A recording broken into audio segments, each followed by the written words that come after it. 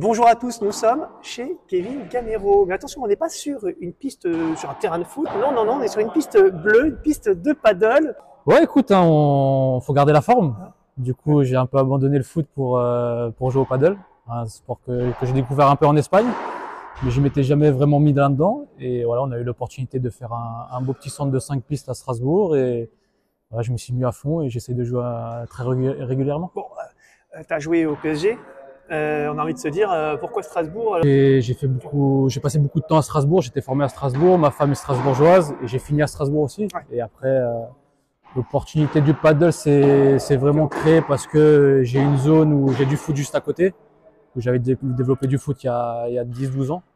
Et du coup, l'opportunité de monter un hall de paddle pour installer des 5 pistes.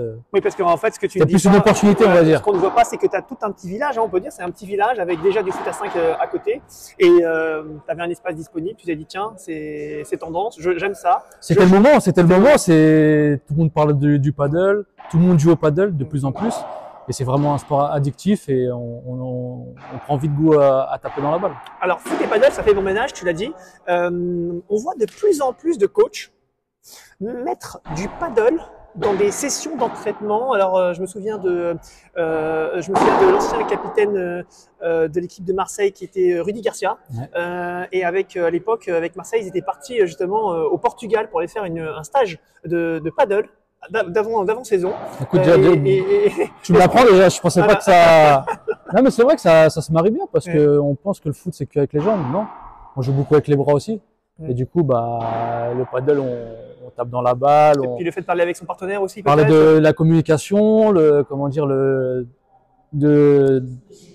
travailler le haut et les balles en même temps. C'est une bonne chose, et de se déconnecter aussi un peu du foot, ça fait du bien aussi d'aller chercher des sports de raquettes. Est-ce que, alors aujourd'hui, on peut le dire, hein, le foot c'est derrière toi. Ouais, je suis retraité. T'es retraité du foot, voilà. Mais est-ce que ça veut dire pour autant que tu vas abandonner le foot? Est-ce que tu vas devenir, pourquoi pas, coach demain? Et justement, en tant que coach, comme joueur de paddle aussi, tu vas, pourquoi pas, proposer du paddle? Non, déjà je serai pas entraîneur. Ah, c'est sûr. C'est sûr. Ah, d'accord. J'ai la question de se pose pas. Mais c'est vrai, non, histoire de déconnecter un peu, de s'éloigner aussi un peu des terrains de foot, ça fait du bien aussi d'aller voir autre chose, que ce soit du paddle ou d'autres disciplines. Mais c'est vrai que le paddle se marie bien, comme tu l'as dit, parce qu'on travaille le haut et tu travailles aussi l'explosivité des jambes, et c'est très important dans le foot. Comment sur la piste de paddle? Tu es offensif? Je suis très offensif. Tu es très offensif, ouais. Très offensif, c'est pour ça que j'essaye de jouer à gauche, et voilà, on essaye de marquer les points, comme quand j'étais sur un terrain de foot, j'essayais de finir les points, et c'est ce que j'essaye de faire aussi au paddle. Tu fais des tournois de paddle, j'ai entendu dire que tu faisais des P25, je crois, avec… P25, P100, P250, j'ai essayé, mais pour l'instant, on va y aller doucement. Mais c'est vrai que pour l'instant, je suis plus P100. Est-ce qu'il y a quelques joueurs de foot que tu aimerais bien rencontrer? Tu les avais rencontrés à l'époque sur un terrain de foot et tu te dis, tiens, j'aimerais bien me les faire, entre guillemets, me les faire, ça dépend de leur niveau. Je sais qu'Athème, je l'ai rencontré quand j'étais à Marbella, est très bon. Ouais.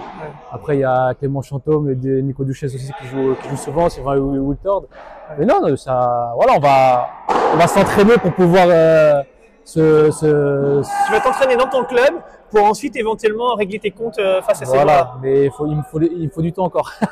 Alors, tu l'as dit, tu es plutôt un joueur offensif. Allez, le point fort que tu as et le point faible, là, ce qui te manque. On dit souvent le joueur de foot, il a un super jeu de jambes. La technique. C'est la technique qui nous manque. Tu n'as jamais joué au tennis, tu n'as jamais eu de sport de raquette? Non, je jouais comme ça pour m'amuser pendant les vacances, mais jamais travailler la technique, jamais rien. Et ce sport, tu l'as connu finalement dans ton parcours, tu as voyagé dans beaucoup d'endroits, tu l'as connu finalement il y a relativement longtemps, non? Je l'ai connu en Espagne. En Espagne, dans le pays du paddle, on va dire. Ouais. Et j'avais joué avec Emery quand on était à Séville, on avait fait un entraînement où on a dit on lâche les ballons et on va jouer au paddle pour déconnecter un peu, et c'est là que je l'ai découvert, et c'est vrai qu'au début j'ai pris du plaisir, mais je suis pas tombé dedans, quoi. Et c'était vraiment à l'ancienne, parce que quand on jouait au paddle en Espagne, c'était les murs encore. Oui, ah oui, c'est vraiment. Oui, alors là, on parle il y avait déjà les buts, mais j'ai connu aussi les murs. Les murs, parce qu'effectivement, alors peut-être que ceux qui nous écoutent ne savent pas, mais c'est vrai qu'à une certaine époque, on voit des magnifiques vies derrière nous. En revanche, il y a une époque, bon, c'est pas d'il y a une vingtaine d'années, hein, il y a un bon moment, il y a une quinzaine d'années. Et en Espagne, il y a encore des murs. Il y a effectivement ces fameux parpaings, ces murs en parpaing, qui avaient. C'était facile à mettre en place, ça coûte beaucoup moins cher, et puis ça atténue un peu les coûts aussi. Non, c'est sûr, mais c'est une belle découverte, comme je l'ai dit, c'est vraiment addictif. Il peut y avoir des opportunités et pourquoi pas lancer une franchise G-Paddle parce que j'aime ça et que je suis lancé, ça y est. Non, on voit après là c'est plus la continuité du complexe. Ouais. Comme je t'ai expliqué, il y avait le foot. Le foot qui est à côté. J'ai fait un business club aussi juste à côté. Et l'opportunité du paddle est dans la continuité des choses en fait. Et après, pourquoi pas s'étendre un peu plus, mais pour l'instant ça fait 4-5 mois qu'on est ouvert. On est content, on est très content et on verra comment ça se passe. Est-ce qu'on verra des pistes de paddle à la place des terrains de foot? C'est pas possible. Le plafond est trop bas. Mais si les plafonds étaient suffisamment hauts? Non, c'est vraiment le foot, c'est vraiment quelque chose qui marche et c'est mon bébé aussi. C'est mon bébé avec mon associé et on restera toujours dans le foot. Et c'est vrai que je serais plus amené à développer du paddle que du foot sur d'autres villes, on va dire. Eh ben, c'était le mot de la fin avec Kevin Gamero. Merci Kevin. De rien.